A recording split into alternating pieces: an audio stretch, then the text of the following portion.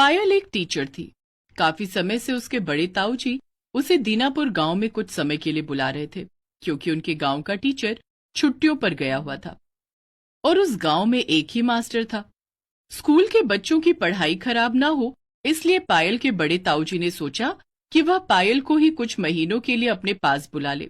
और कुछ समय से पायल शहर के दूसरे स्कूल में नौकरी के लिए अप्लाई कर रही थी, इसलिए वो अभी खाली थी। तो उसने अपने बड़े ताऊ जी के गांव दीनापुर जाने का विचार किया। एक ट्रेन थी जो उस गांव से होकर गुजरती थी। पायल के बड़े ताऊ जी ने उसे समझा दिया था कि वो ट्रेन कुछ समय के लिए स्टेशन पर रुकेगी, तो वो स्टेशन पर उतर जाए। और ऐसा ही हुआ। एक स्टेशन पर ट्रेन कुछ समय के लिए रुकी तो पायल ने गांव का नाम एक बोर्ड पर पढ़ा, तो ट्रेन से उतर गई और ट्रेन अपनी रफ्तार से आगे बढ़ गई। अरे, मुझे तो दीनापुर गांव जाना था, ये तो दीनपुर गांव है। ये मैं किसी गलत गांव में उतर गई क्या? थोड़ा आगे जाकर देखती हूँ, हो सकता है बोर्ड पर गलत नाम लिखा हो।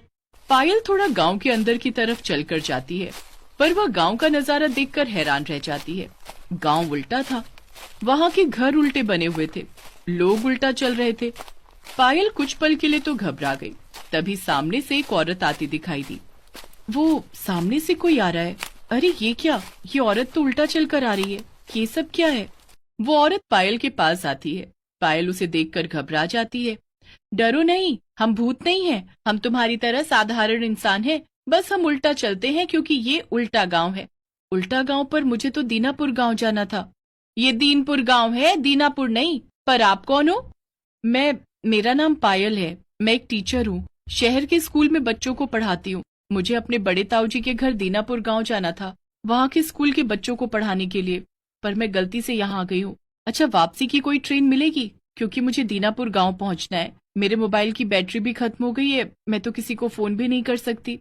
हमारे गांव में बिजली नहीं है, इसलिए आपका ये फोन वहाँ चार्ज नहीं हो सकता।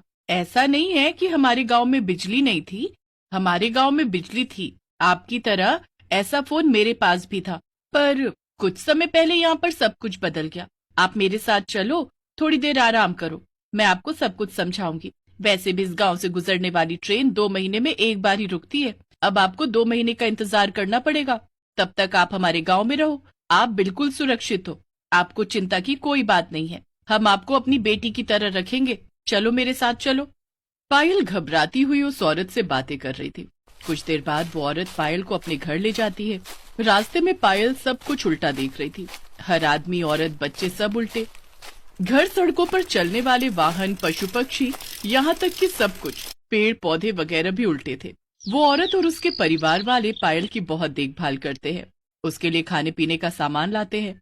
पायल को पता था कि अगले 2 महीने तक उसे यहीं रहना पड़ेगा, क्योंकि गांव में बिजली भी नहीं है कि वो अपना मोबाइल चार्ज करके किसी को बुला सके। माँ, हमारे स्कूल में कोई टीचर भी नहीं है। माँ, हम सभी बच्चों को टीचर से पढ़ना है, जो पिछले साल पढ़ाते थे उन्हें वापस बुला लो। क्या करे, हमारे तो बच्चों का भविष्य ही खराब हो रहा है। जब से उस जादूगरनी ने इस गांव पर जादू किया है, तब से ये गांव उल्टा हो गया है। हम सभी बहुत परेशान हैं, यहाँ तक कि बच्चों का स्कूल भी उल्टा है, इसी वजह से स्कूल की कक्षा भी उल्टी है।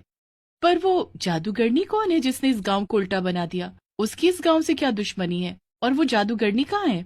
वो जादूगरनी आज के कुछ साल पहले इस गांव में जमींदारनी थी। वो गांव वालों को बहुत तंग करती थी, उन पर बहुत जुल्म करती थी। उसने कुछ तंत्र विद्याएं सीखी और अपनी उम्र बढ़ाने के लिए इस गांव को उल्टा बना दिया। जब तक ये गांव और यहाँ की हर चीज उल्टी है, तब तक वो जादूगरनी यानी कि जमींदारनी का अंत नहीं हो सकता। तो वो जादूगरनी कहाँ मिलेगी? वो तो अब 1 महीने बाद लौटेगी। वो एक गुफा में आराम के लिए चली जाती है। सोनू की माँ, हमारे लिए पायल एक भगवान का फरिश्ता बनकर आई है। तुम्हें याद है वो जमींदारनी जादूगरनी ने क्या कहा था? उसने कहा था कि उसने इस गांव को और यहाँ की हर चीज को इसीलिए उल्टा किया है ताकि उसकी उम्र और शक्तियां बढ़ जाएं। पर कोई सीधा आदमी उसके सामने आएगा तो उसकी सारी शक्तियां खत्म हो जाएंगी और वो जल जाएगी। अच्छा, तो ये बात है, मुझे उसका इंतजार करना पड़ेगा। उससे तो हम बाद में निपट लेंगे, पर अभी मैं क्या करूं? इतने समय तक मैं यहाँ क्या करूंगी? यहाँ आप सब तो उल्टे हो, बस एक अकेली मैं ही सीधी हूँ। पायल, तुम एक काम क्यों नहीं करती? जब तक यहाँ हो हमारे स्कूल के बच्चों को ही पढ़ा दो, क्योंकि तुम बता रही थी ना कि तुम एक टीचर हो। फिर जब वो जादूगरनी तुम्हारे सामने आएगी तो हम जानते हैं कि तुम उसे सजा देकर हमें इस परेशानी से दूर करोगी। ठीक है, मैं आपकी मदद जरूर करूंगी। आप मुझे स्कूल दिखा दो, मैं बच्चों को पढ़ाना शुरू कर देती हूँ। पायल कुछ गांव वालों के साथ स्कूल देखने जाती है। वो हैरान थी, उल्टा स्कूल, उल्टा क्लासरूम और बच्चे भी उल्टे। बच्चे बहुत खुश थे क्योंकि उन्हें एक नई टीचर मिली थी। पायल ने बच्चों से खूब घुल मिलकर बात की। उसे बच्चों पर बहुत तरस आ रहा था, पर उसने सोच लिया था कि 1 महीने बाद जब जादूगरनी उसके सामने आएगी तो वो उसका अंत जरूर करेगी। पायल बच्चों को पढ़ाने लगी। बच्चे भी खूब मन लगाकर पढ़ते थे। धीरे धीरे बच्चों ने पायल से बहुत कुछ सीख लिया। पायल ने बच्चों को हिंदी के साथ साथ अंग्रेजी भाषा का भी ज्ञान दिया। गांव वाले भी पायल की बहुत तारीफ करते थे। कुछ ही समय में पायल उस गांव की चहेती बेटी बन गई। एक दिन पायल जब स्कूल पहुंची तो उसने देखा कि क्लासरूम बिल्कुल खाली था।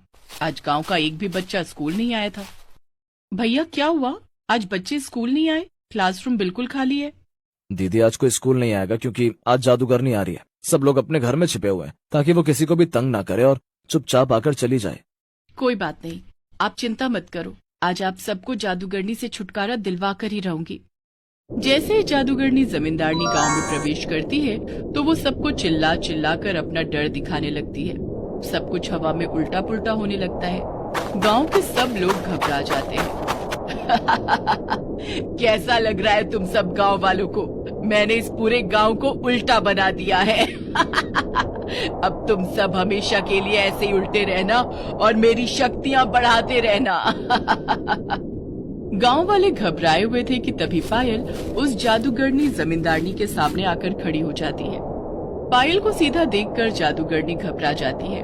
उसकी सारी शक्तियां उसी समय समाप्त हो गई और वो जलकर भस्म हो गई। सब गांव वाले बहुत खुश होते हैं। बच्चे भी दौड़कर पायल को पकड़ लेते हैं। टीचर जी, अब हमें उल्टे क्लासरूम में नहीं पढ़ना पड़ेगा। अब हमारा क्लासरूम सीधा हो जाएगा। हाँ, क्योंकि अब हम भी सीधे खड़े हैं, उल्टे नहीं है। टीचर जी, हम खूब मन लगाकर पढ़ाई करेंगे।